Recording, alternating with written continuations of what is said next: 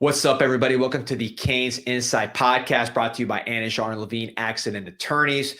Sad show today. We're going to remember the life of Jim Otto, passed away this weekend at the age of 86. One of the greatest centers in the history of football, certainly the best center in the history of the Miami Hurricanes, first Miami Hurricane to make the Pro Football Hall of Fame. So we will look back on his life and achievements. Also going to have an interview with Miami's current center, Zach Carpenter, Canes Connection athlete. Really enjoyed getting to know him and just learning more about what led him to come to Miami from Indiana as a transfer. We're also going to talk about a new commit for the Canes basketball program. First, word from our sponsors, Anijar and Levine. They're in the Hall of Fame of litigators, if there were one. Absolute best when it comes to accident attorneys. If you or someone that you care about has been injured in an accident, call 1-800-747-FREE, 1-800-747-3733, and take back control of your life. All right, Pete. So again, sad news this weekend with the passing of Jim Otto, lived to the ripe old age of 86.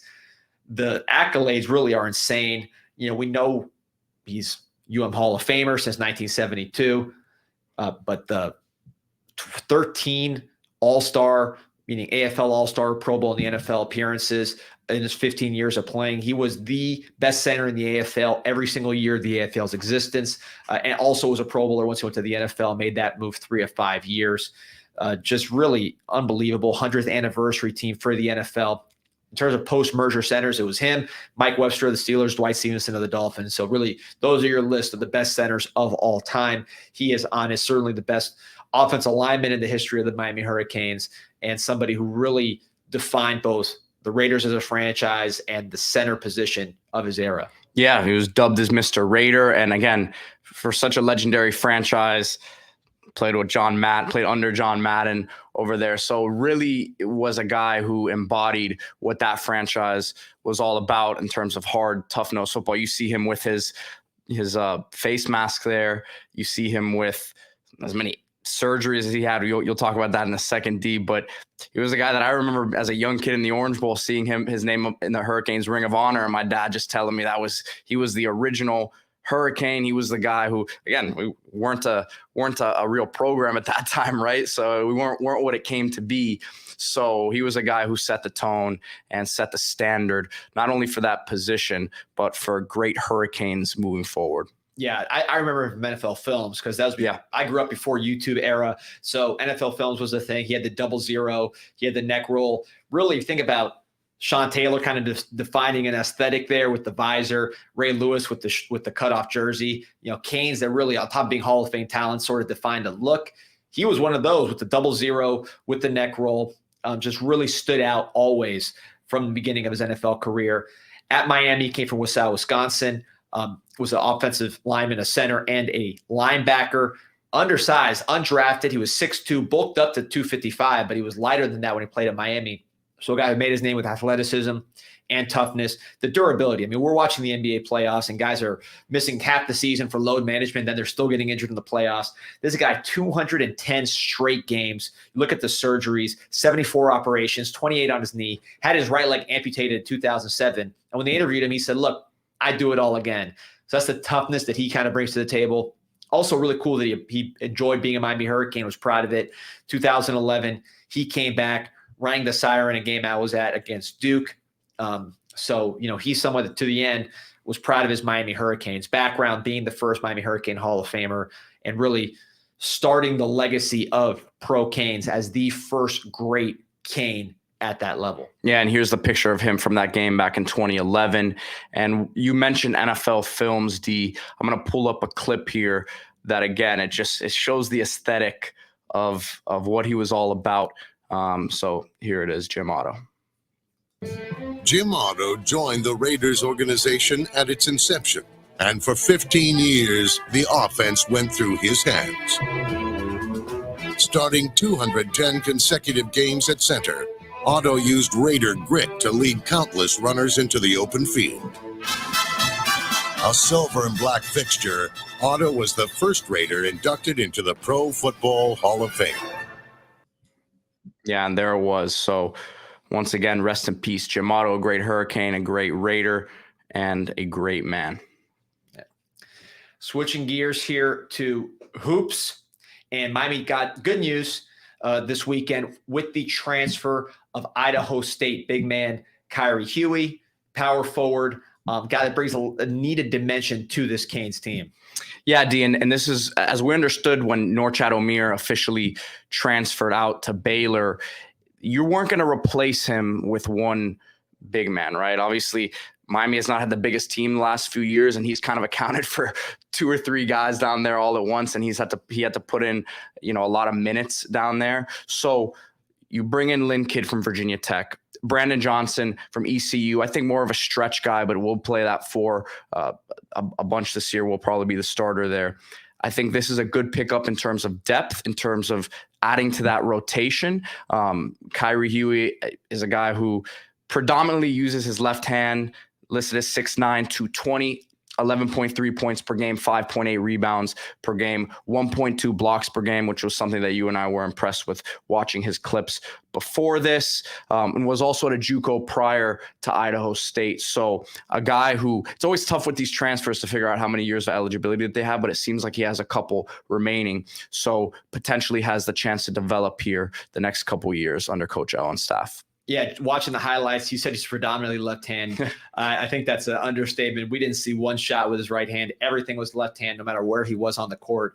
But he was putting it in. He had good numbers in the post at that level. When you talk about percentiles and his ability to score efficiently in the post, again, at that level, we'll see how that translates. But you do see the size, being quick off the ground, quick laterally. Wasn't the biggest jumper in the world as far as height, where he's skying for these dunks. But he did look quick and mobile, which you need on the defensive end, more so than just vertical leaping ability. So you could see the potential there. He just statistically, led his team in rebounding, top 10 in his league, 21 double-doubles, 5th in block shots in the league, 4th in offensive rebounds per game. So he's someone who's going to give you that hustle, which, like you mentioned, you're not going to replace all of Norchad in his game, but you really need to replace that dimension, because when you add, the guys that Miami added, a guy like Lynn Kidd, who's really more of an offensive player, and Brandon Johnson more of an inside-outside forward, you didn't have somebody that brings you what Huey brings you, which is what you had with Norchad and the hustle. So I think that's a good fit. You're getting a guy who's probably not going to be comfortable. He will be comfortable, coming off the bench if he needs to. He's not someone who's going to demand to start right away. So you're starting to build a team now and not just add all-star pieces. Your starting lineup probably set, your 3 guards. One, we'll see how that combination works out. But then you also, in the front court, Lynn Kidd, Johnson, Cleveland, with this guy potentially coming off the bench, I think is how it's working out right now, as you still need to add a couple more players. And here's what Coach Larinaga had to say about the addition. We are thrilled to welcome Kyrie Huey and his family into our program here at Miami. Kyrie has great skill in the post, a terrific rebounder, and possesses a strong work ethic. The combination of his size and athleticism will bolster our front court and add tremendous value to our program. Originally out of Grayson, Georgia, big program down there. Actually played next to Clemson's Ian Shefflin, who, if you guys watched this year, was a nice player for that, number 4, crafty big man down there. So they must have been a tough deal there to deal with in the post. But as we pull up the clips here, he's a guy who, again, watching these clips, predominantly works out of the post, loves to spin and use that left hand, kind of that little hook shot, that jump hook, you can call it. But defensively, that's where I was very impressed with him. And I think coming off the benches, these clips continued to roll here. You see his rebounding ability there, was 5th in the conference in rebounds.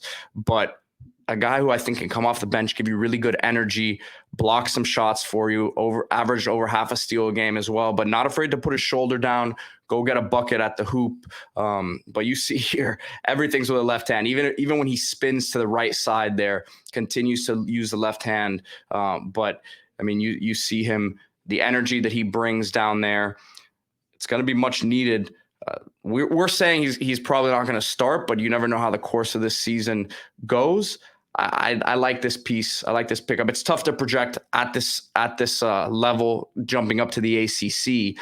But listen, you're talking about needing depth here and looking at how the course of this season goes, you're gonna match up with a lot of different teams along the way as well. You're gonna have to, which was obviously the issue when Miami, one of the issues when they ran into UConn a couple years ago, still having given UConn the best game that they gave them in the last 2 years in the tournament.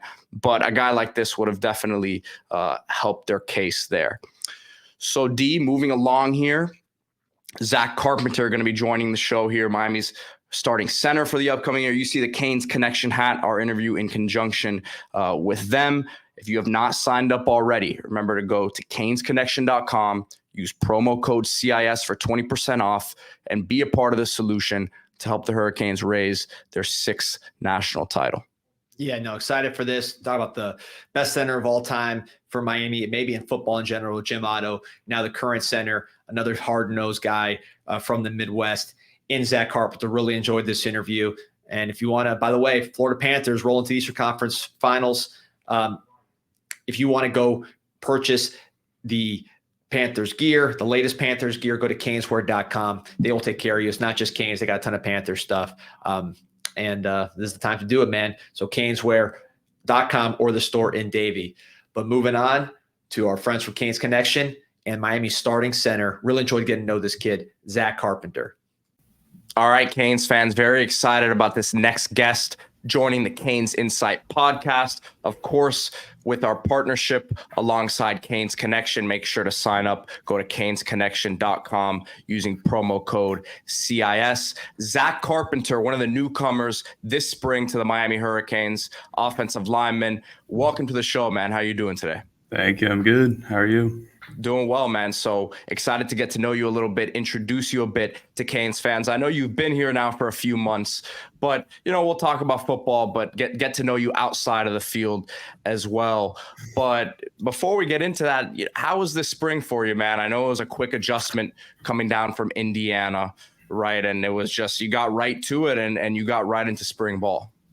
No, it was great. I think it was a good opportunity to communicate, build relationships with not just the O-line, but all the rest of the teammates and get used to the coaching staff. I'm excited for this fall. Now, your recruitment, man, you entered the portal. Obviously, it's different era of college football where you have these opportunities now to go now for your last year here. And why Miami? What was the biggest part of your decision-making process there? Like you said, I only had 1 year. So my whole mindset was this is a business decision. And I wanted to go to the program that would develop me the most in this short amount of time. And I think Miami was it. I mean, it's O-line centered. They really care about the trenches. It starts up front. So this is the right place for me. Yeah, normally you guys, not rightfully so, but are the forgotten bunch. But it feels like at Miami with Coach Cristobal and Coach Mirabal, they spotlight you guys. You guys are their superstars, right? So it's a little bit different than most places. Right. Yeah, that was a big factor. And on that point, a lot of offensive linemen, it's not like they've been playing offensive line only since they were kids. A lot of them played different sports, different positions. Were you always an offensive lineman playing football, or what was your athletic journey from where you started to where you are now? I played a couple sports growing up. I played lacrosse, basketball. Didn't really get into baseball. But, yeah, I mean, since high school, I've been O-line. I played center guard, tackle. In high school, played center and guard, and college. So, it's been good. I mean, I guess high school is different, but when you have years under your belt at the same position, you just get a better understanding. And I heard you could snap with both hands. I heard Mirabal talking about your ambidextrous nature. So how'd that come about? Yeah, it was not last year, but the season before. We were 2 games in, and during warm-ups, I tore the UCL on my right hand, which I was a righty. And so I had to have surgery. And then when I got back, I had a huge club. They just taped it up, so couldn't snap with that hand. So I was a guard. But I mean, center is my position. So I just, after practice, got, 50, 100 snaps with my left hand, started working my footwork, and eventually just went in there and started snapping lefty. And I still snap lefty now. I feel like I don't know about I'm more accurate because I learned to, I don't know. But I feel better with my left hand now. But it's still good I can do both. I still work both. I just think it's good versatility. Now, I know you've probably heard a lot about Florida football from teammates and stuff like that, but Cincinnati, Ohio really is a football hotbed. You played at a top school. So talk about Cincinnati football and the competition level and what kind of made you the player you are. Yeah, I don't know if anybody knows if you're from South Florida, but the GCL is the conference we were in, Moeller was in. There's a lot of dudes that come out of the GCL, go Power 5, go pro. So I do think that my high school career helped me going into college, just facing better competition. There's only 4 teams in that league, so it was just us 4. But we always ended up playing some good teams, some out-of-state teams. And I think it just helps you prepare playing against, actual Power 5 players in high school. Now that we're on the topic of Cincinnati, we always hear about Skyline Chili. Is that we see the smile? Yeah, acquired taste. So are you a Skyline guy? I mean, what's your order? Give us kind of like, again, we're trying to learn about the roots here. Give us the rundown on Skyline.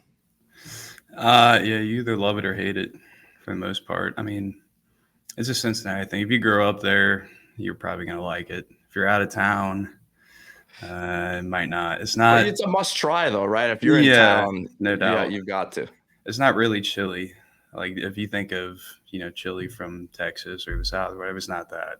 But no, you can do like a 3-way, 4-way, which is like cheese. Well, I guess the base is spaghetti, chili, cheese, and then you can add onions, beans, whatever. Or they have the conies, which that's what I always go for. Okay, so you fall on the line that you like it.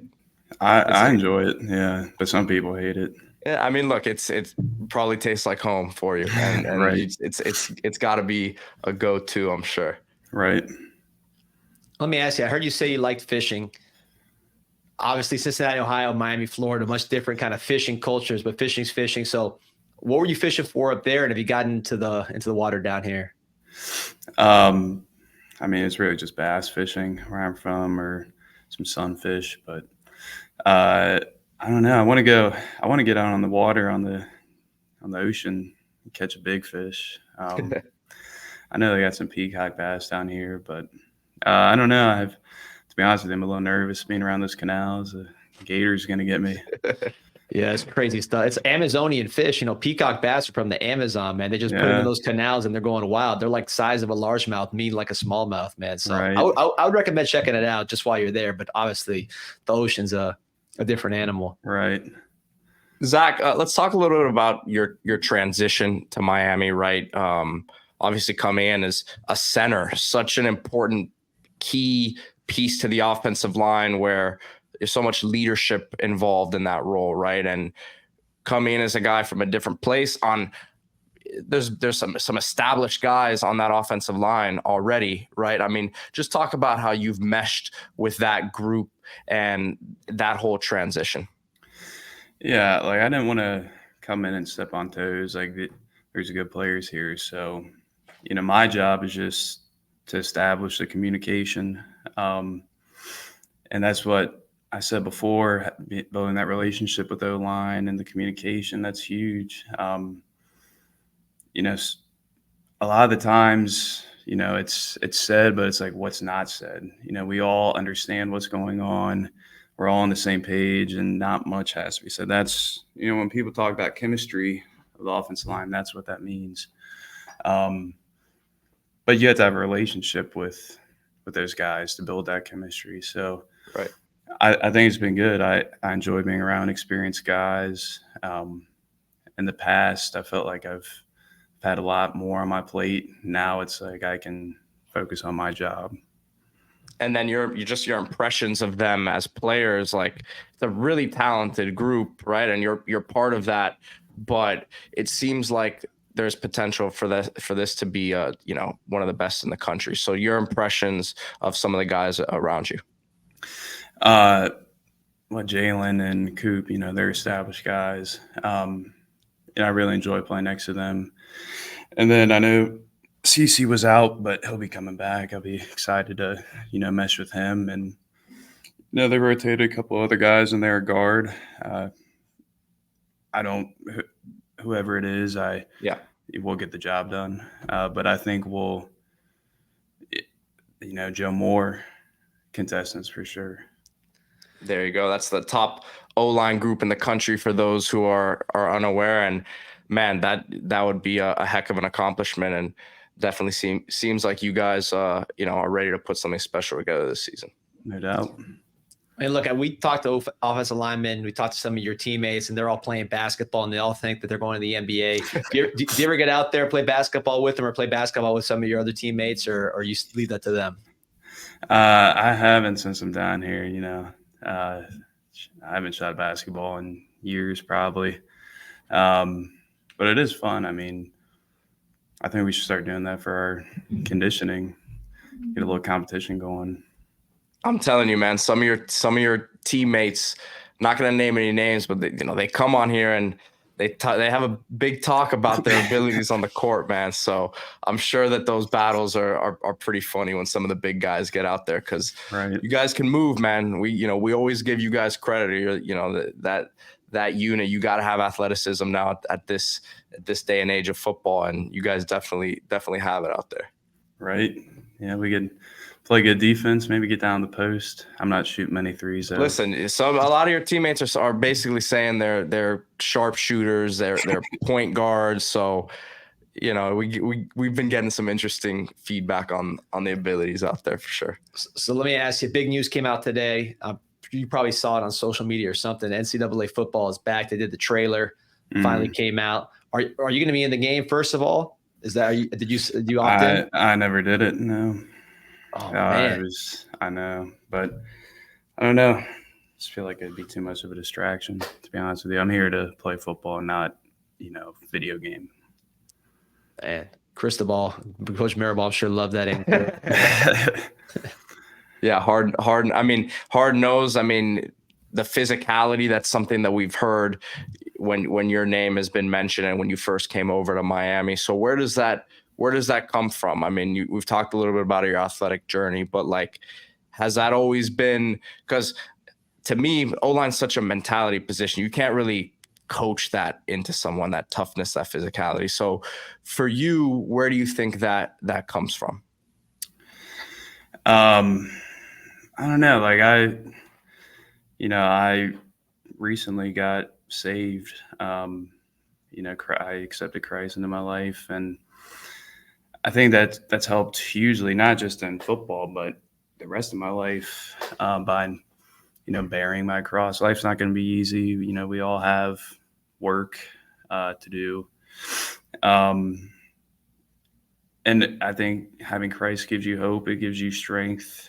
He was able to get up on that cross, take on the sins of the world. So, we're all called to be Christ-like.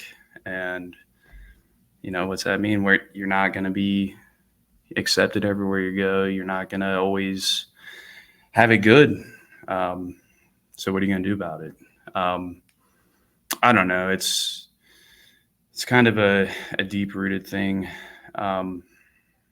I don't want to say you have it or you don't, but I mean, it's kind of, from my experience, some guys they're not willing to put in that extra work. They're not willing to go the extra inch, because especially at this level, the margin of error is like this. So any extra thing you can do to get ahead of your competition, that's only going to help you. Everybody's working out, everybody's running, but what else can you add to your plate that's going to not only help you, but help the team? So we know you got the S, right? You got faith, family, football. We'll throw fishing in there as well.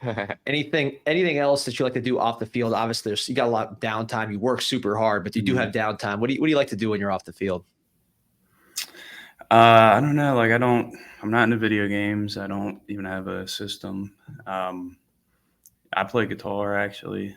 My whole family is musically inclined, so I played it since 8th grade. So for years. So that's a pastime I enjoy. And we talked about fishing, but really anything to do with my hands, anything that is active or being outside, I enjoy. I like going camping. I like, I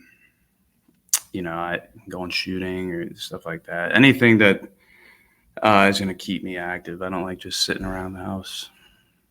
Yeah, South Florida's outdoor game is underrated. You got to deal with the heat, you got to deal with the mosquitoes, but Right. especially in the winter, if you ever get like a bye week or something, man, we got 2 national parks, we got all kinds of terrain. It's tough country out here. But talk about guitar. I had to ask you, is there like a type of music you like to either play or listen to? Like, what kind of music are you into? See, I'm not a huge fan of that question because I don't just pick a genre. I like good music, whatever that is. If I hear it and I like it, I like it.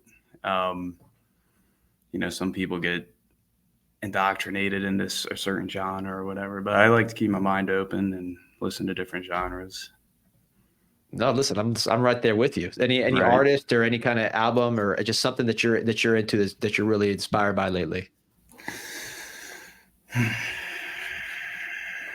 If I had to pick, one of my favorite genres is like 90s grunge. I like Alice in Chains, Nirvana, Pearl Jam. It's good. So that's when I was growing up, man. So I'm glad Right. it's staying alive with the Right. younger generation, man. So that's good to hear.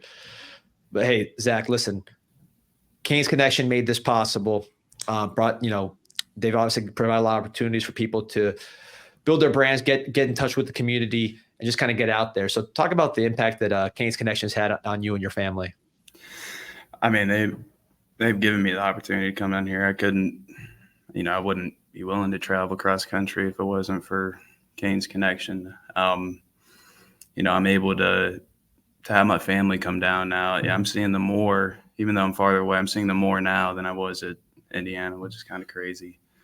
And also like getting out in the community, being able to, help people out.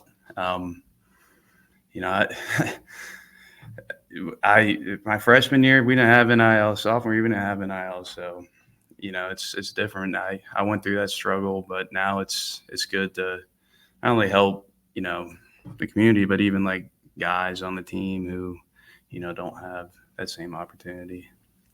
Yeah. And look, you can really focus on task at hand, which is, of course, having a great final season here at Miami. And the Canes fans out there were really excited to see you in that orange and green. So best of luck this season. Really appreciate your time today, Zach. D, you have anything else you want to ask him? No, just, know that people are going to be creating you in the game now. So you're going to be the one name that's not in there. So they're going to be creating the Zach Carpenter guys. So make sure it reflects what you're comfortable with. So anyways, man, I appreciate you joining us and have a great weekend. Thank you.